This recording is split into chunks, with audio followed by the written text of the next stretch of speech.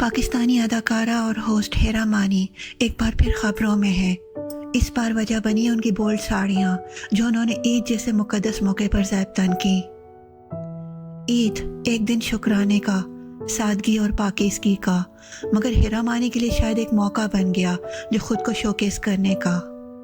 ایسی ساڑیاں پہنی جن میں جسم کا کافی حصہ نمایاں تھا اور سوشل میڈیا پر جیسے طوفان ہی آ گیا۔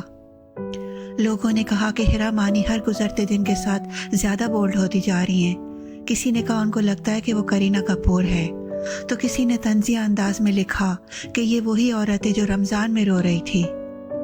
کچھ صارفین نے یہاں تک کہہ دیا کہ یہ اداکارہ صرف کام اور پیسے کے لیے اپنی حدود پار کرتی ہیں اور معاشرے کے اسلامی قدروں کو نقصان پہنچا رہی ہیں۔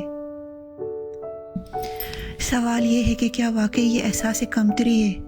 کیا یہ لوگ عید جیسے دن کو بھی ایسا موقع سمجھتے ہیں کہ جہاں صرف جسم دکھا کر اپنی موجودگی محسوس کرائی جائے؟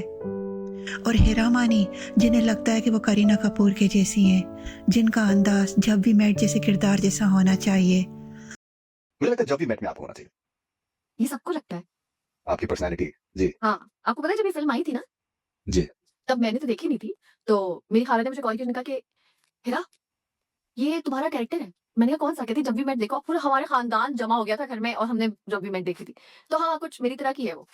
مگر سچ یہ ہے کہ فیشن اور انداز صرف کپڑوں سے نہیں آتا، اصل خوبصورتی اندر سے ہوتی ہے۔